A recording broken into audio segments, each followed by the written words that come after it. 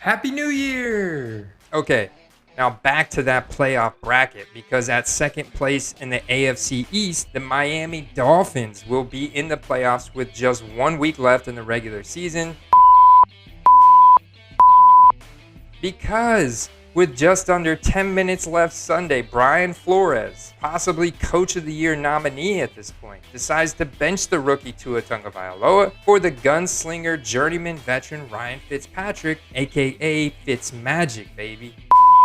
Fitzy slings the team to a field goal that ties the game, then the Raiders score with a huge 85-yard bomb to Nelson Agholor. Side note, Las Vegas resurrected Nelson Agholor, who was a busted wide receiver from Philly.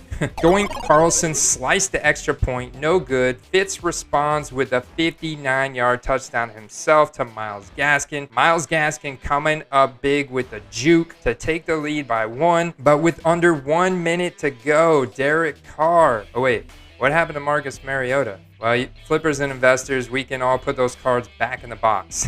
But if you bought at pre-Thursday Night Football hype dirt cheap prices like I did from Beckett Marketplace, then I'm sure you'll get a chance to sell them again next year at some point.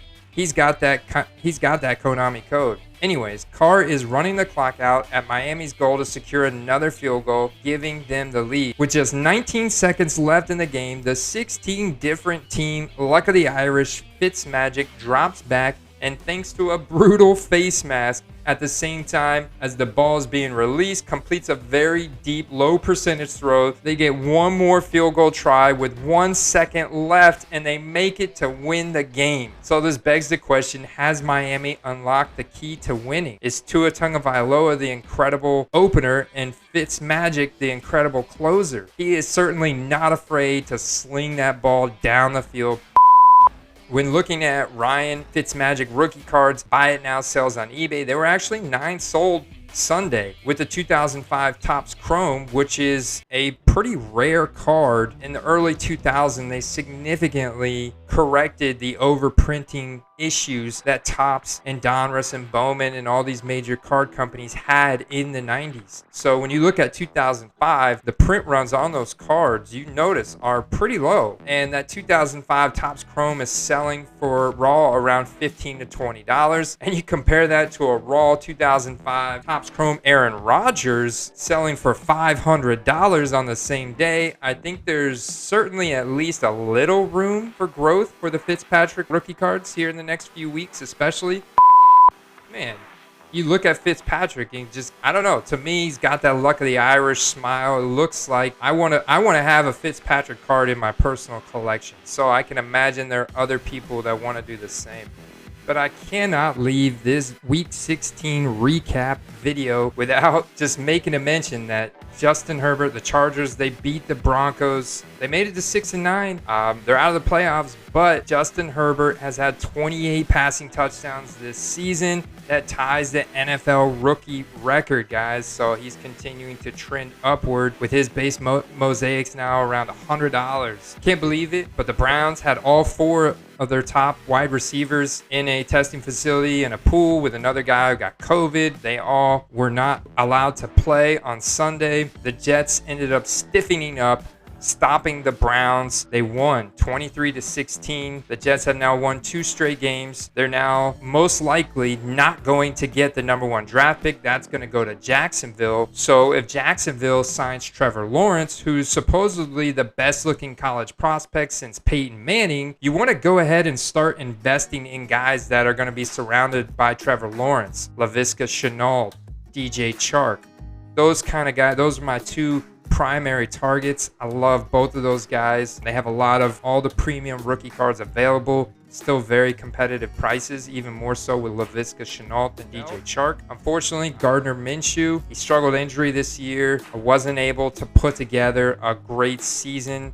I don't know what's going to happen to him. Have I lost money on his rookie cards as of now? Yes, because I did buy 10 to 20 of them. I was one of those things that you don't I haven't won all my picks and the guys I've invested in this year. There's some guys I've lost profit on. But the thing is, with the beauty about being in the card market is even if you pick the wrong guy, you can hold that card, either put it in your personal collection or hold it and sell it at a later date when they do something relevant, whether it's in social media or on the field. Another thing to point out from last week was that J.K. Dobbins had another rushing touchdown, so that's 5 straight games.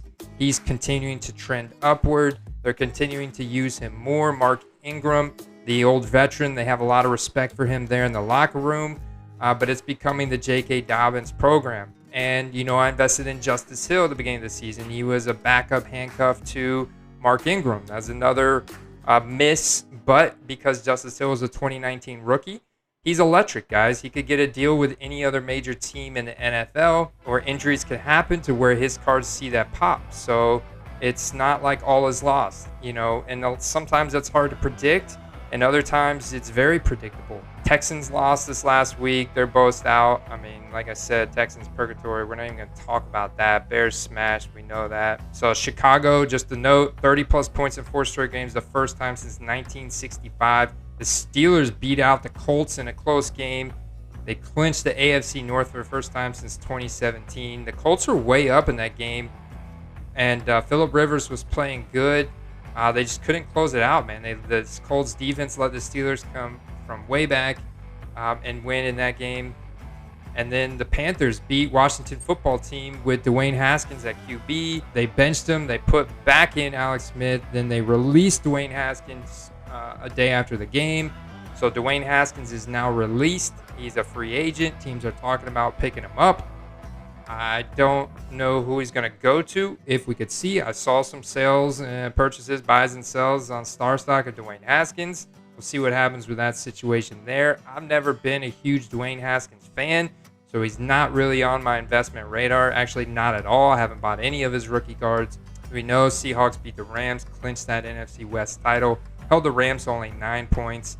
Cowboys win again. Cowboys actually now have a shot, even though Jalen Hurts played well, man. Jalen Hurts looks good. He's continuing to trend upward. He's got the Konami code. He's like a young Cam Newton with better decision-making and passing ability from what I've seen so far. I like his deep ball, the spin on it, the pace, and his running and rushing ability is very, very, very good. But the Cowboys win in this game, man. Andy Dalton's coming back here late. CeeDee Lamb is becoming a force, and they already had Amari Cooper and Michael Gallup, and they're finally starting to gel with all 3 of those guys like they should have from the beginning of the season. But you had the injury to Dak, and then everything was thrown up in the air. But they're finally settling down, and they're coming into form here at the very end, so they could squeak into a wild card spot here. The Patriots are definitely out. The Bills absolutely smashed them on Monday night. And Josh Allen now 34 passing touchdowns this season, tying setting the single season Buffalo record. So Josh Allen MVP? I mean, it's going to be close. I think they're going to give it to Rodgers just because of the consistency between, those 4 guys. I mean, look at Patrick Mahomes, Russell Wilson, Josh Allen, and Aaron Rodgers. Those are the 4 guys. And I think you could maybe throw Tom Brady in there in the discussion just because of who he is and what he's done and how he's making a comeback like he always has in history from the time he was drafted in the 6th round. So that was week 16 in a nutshell. Titans need to win. A lot of people need to win. Let's just put it that way.